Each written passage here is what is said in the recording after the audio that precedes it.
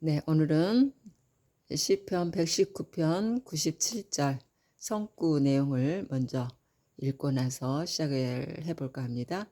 자, 이 속에 오늘 제가 다룰 내용이 들어있거든요. 자, 我多么爱你的帕鲁종느 자, 전시默想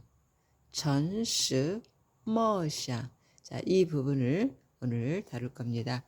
자, 그러면 이 천시머샹이라는 것이 어떤 얘기일까요? 자, 주변 내용을 보면 이제 워는 곧 나를 얘기하는데요. 여기에서 나는 누구일까요?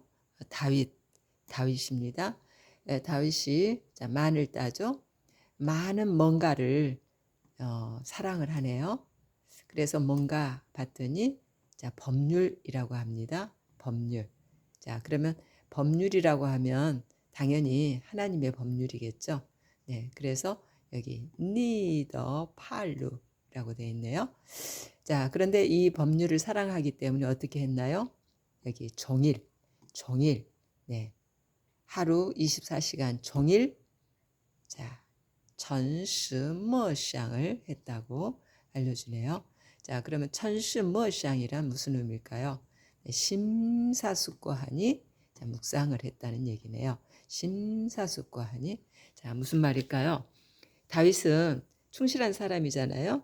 네, 그래서 하나님의 법을 자, 먼저 생각하고 그 법에 맞는 방향으로 자기 인생을 자, 꾸려갔다는 얘기가 되겠습니다. 네, 좋은 우리가 본받을 만한 그런 좋은 본이죠. 그래서 아마 수천 년이 지난 오늘날까지도 다윗 하면 하나님의 사랑받은 자, 충성스러운 자라고 지금 이름이 남아 있죠. 네, 그런데 여기에서 이제 물론 여기 이 글자를 다룰 거예요. 그런데 여기에서 한 가지 짚고 넘어갈 것이 있는 것 같아요. 여기 워라는 것은 이제 나를 얘기합니다. 나. 그러면 여기 밑에 니는 누구일까요?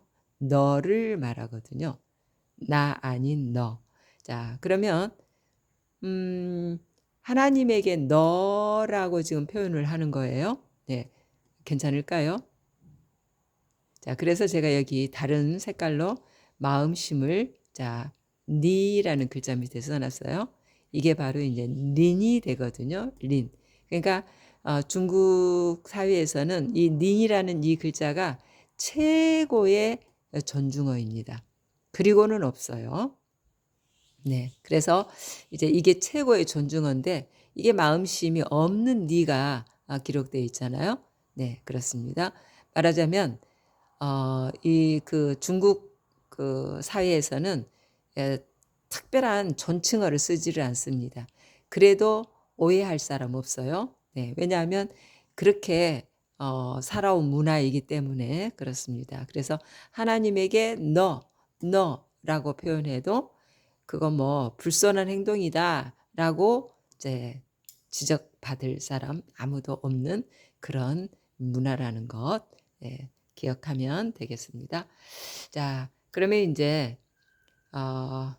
전스머샹이라고 했던 이 글자요. 자, 이 글자를 하나하나 한번 뜯어보기를 하겠습니다. 의미는 알았죠? 심사숙고한다는 거. 자, 그러면 자, 이 글자 속에 과연 심사숙고하는 어떤 내용이 있을까요? 일단 잠길침이라고 하죠. 잠길침. 그리고 생각사. 그 다음에 잠잠할 묵. 그리고 생각상입니다. 자, 그러면 서로 상에서 마음이 붙으니까 자, 생각상이 됐죠. 그 다음에 이제 잠잠할 묵은 우리가 이제 또 다뤘죠. 칠흑 같은 어둠에는 개도 짖지 않는다. 그리고 밭점 밑에 마음심 해가지고 생각사로 가거든요. 무슨 말일까요? 밭이 생각을 하나요? 그게 아니라 이 밭전을 우리의 머리로 사람의 머리로 또 적용을 합니다. 그래서 사람의 머리와 마음으로 깊이 있게 생각한다는 자 그런 의미가 되겠습니다. 그 다음에 이제 침이죠. 침수당했다 할 때 이제 이 글자를 쓰죠. 물이 당연히 있으니까 침수를 당한 상황이죠. 근데 이제 얼굴이 또 침울하다 할 때도 또 이것이 쓰여집니다. 아무튼 침이 들어가는 것은 이제 이 글자로 대용을 해서 많이 쓰고 있죠. 그러면 이 글자의 구성이 어떻게 생겼을까요? 일단 물수는 알겠고요.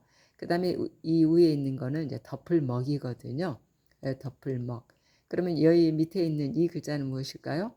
자, 몇 번이라는 그런 이제 표기를 쓸 때 쓰는 글자입니다. 그러니까 몇 번이라고 하는 기라는 얘기죠. 자, 그러면 자, 이 글자를 가지고 구성을 한번 해볼까요? 자, 침수를 당했어요. 침수를 당했어요. 네. 그러니까 물이 덮었다 이 얘기죠. 침수라는 것은 물이 자, 우리의 일상생활보다도 더 높이 올라갔을 때 침수니까요. 네. 덮었어요. 물이 덮었어요. 그런데 뭘 덮었나요? 물론 가전제품이라든가 요즘에는 가전제품이 있으니까요. 근데 이제 옛날 같으면 이제 뭐 옷가지로부터 시작해서 이불이고 모든 살림살이가 물에 다 덮인 상황이 되겠죠. 자, 그런데 여기 보니까 몇 번이라는 기라 그랬잖아요. 그래서 한 번만이 아니는 것 같아요. 몇 번을, 네, 여러 차례, 몇 번을 물에 자, 덮였어요. 이게 침수라는 얘기입니다. 이게 침수. 그래서 이제 말하자면 물수 따로 자 여기 덮을먹하고 몇 번에 해당하는 이 글자하고 요것만 딱 해서 이게 무슨 글자냐 하면 성경에 성경에 또 이 글자가 나오더라고요. 네, 여기 옆에 보면은 이제 용장이라고 나옵니다. 용. 그러니까 말하자면 이게 용에 해당하는 글자예요. 어, 용 그걸 얘기하는 게 아니고요. 그냥 이제 어찌됐든 용으로 갑니다. 네, 그런데 이게 무슨 용이냐 하는 거죠. 네, 이거는 이제 쓸데없다, 무익하다, 네, 하는 그런 용이었어요. 자, 그러면 쓸데 없어진 거죠. 물에 잠겼으니. 네, 물에 살림살이가 몇 번이고 잠겼으니 그 살림살이가 쓸만한 것이 있겠습니까? 다 버려야 되겠죠. 네, 그래서 자, 쓸데없는 용하고 물수가 만나서 잠길 침이 된 거죠. 그러면 쓸데없다는 이 용이라는 글자가 성경에 자, 용장이라고 나와요. 근데 한국어에는 어떻게 번역되어 있는가 하면 긴 기도라고 번역되어 있어요. 긴 기도. 이 말은 무슨 말일까요? 자, 그 유태교 말하자면 이제 그 종교에 속해 있는 사람들이 1세기 당시 때 그랬죠. 이마에도 뭐 성갑이라고 하나요? 이거를 크게 붙이고 다녀야 좋은 것으로 생각하고 또 옷도 치렁치렁 그리고 사람들이 많이 오가는 시장 바닥에다가 자리를 펴놓고 한나절을 기도를 하는 그건 뭐예요? 하나님께 드리는 기도가 아니라 사람에게 보이고자 하는 그런 행동이었잖아요.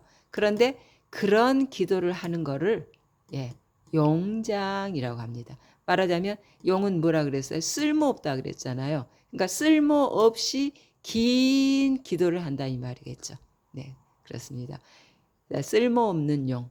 침수가 나서 몇 번을 물에 잠긴 살림살이가 쓸모가 있겠습니까? 당연히 쓸모가 없죠.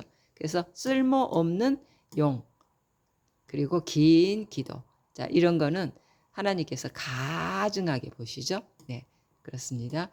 그래서 이제 글자를 이렇게 살펴보니까 침이라는 글자에 왜 이렇게 글자 구성이 되어 있는가, 네, 이해를 하셨죠. 네, 저 역시도 자, 이해를 하게 됩니다. 그리고 이런 이제 글자들은 우리가 늘상 써왔던 글자들이니까 금방 또 받아들일 수 있고요.